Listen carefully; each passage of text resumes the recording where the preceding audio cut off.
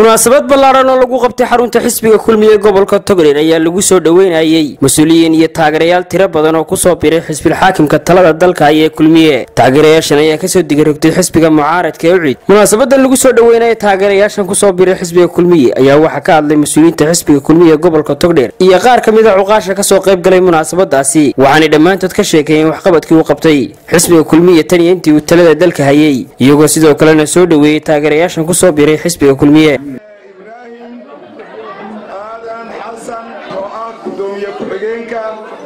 gobolka Togdheer ee xisbiga UCID oo maanta nagu soo biiray iyo Cabdirasaaq Xasan Jaamac oo ah gudoomiye ku-xigeenka garabka dhalinyarada oo isaguna maanta nagu soo biiray. labada mas'uul waxaanu idinku soo dhaweynaynaa siday sheegeen taageerayaasha iyo madaxda xisbiga kulmiye dalka gudihiisa iyo dibadiisa iyo daafaha adduunyada. xisbiga kulmiye taageerayaashiisu way soo dhaweynayaan. waxaan marlabaad soo dhaweynaa haddii abeedmo Ibrahim Aadan Xasan gudoomiye ku-xigeenka xisbiga gobolka Togdheer hore u ahaa. iminka waxaan soo dhaweynaa xisbiga xaakimka kulmiye ee gobolka Togdheer. soo dhawaadana Ibrahim Aadan Xasan waxaad ku soo dhawaataa xisbiga kulmiye oo ah xisbi aan la kala lahayn, xisbi aan midabta ka ahayn, xisbi taladiisa la wada leeyahay, ka 16 sano xisbigu jiray ka ku tirsanaa iyo ka maanta ku soo biiray ay u siman yihiin. Ibrahim Aadan Xasan oo ah gudoomiye ku-xigeenkii gobolka Togdheer waxaan leenahay soo dhawow ku soo dhawow gacmo furo ku soo dhawow xisbiga xaakimka qadiimka ee ruucadaaga ku soo dhawow. xisbiga hore waa inaad u ka maqnaa Ibraahimow balaashii xisbiga ku duulay baa tahay aad iyo aad u mahadsantahay mar hadda aad soo ajiibtay ka fakartay in badan tawaxaad ku beeri Ibraahim lahaa meel kale uu qaban doona. alxamdulillah hadda maanta ilaa guuraysiin kulmiyadeer soo dhawaan quraan soo dhawaan quraan xasan soo dhawaan Ibrahim Aadan Xasan waxaad ku soo dhawaataa tigaada laacis dhammaan waxaad ku soo dhaweynaya taageerayaasha xisbiga kulmiye ee kala jooga dunida dacaladeeda.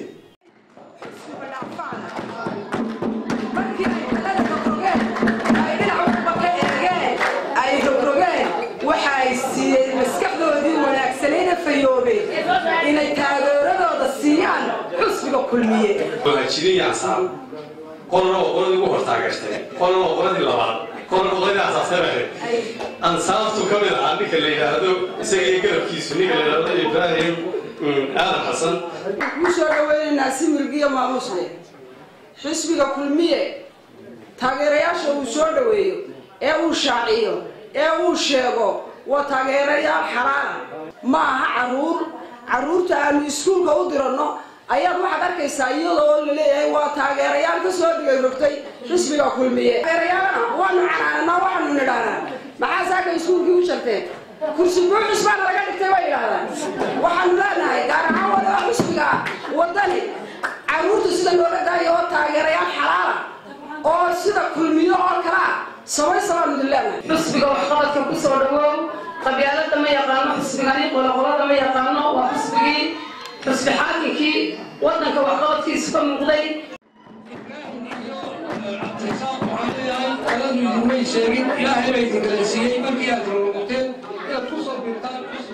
dhanka kale waxaa isna halkaasi ka hadlay Ibrahim Aadan Allaale oo ah gudoomiye ku-xigeenkii hore xisbiga UCID oo ka wakiila taageerayaashan ku soo biiray xisbiga kulmiye ayaa iftiimiyay isbedelkii xisbiga kulmiye ka soo hooyay ballanqaadkii xisbiga kulmiye ee xilligii doorashada. waxaan halkan uga cadeynayaa inaan ku biiray oo aan ka mid ahay xisbiga kulmiye taageerayaashada waxaan u sheegayaa xisbigan inuu yahay xisbi ballaaran runtii oo aan la dhayalsan karin ahna xisbigii ballaarnaa ee uu hogaaminayay madaxweynaha Axmed Maxamed Maxamuud Siilaanyo.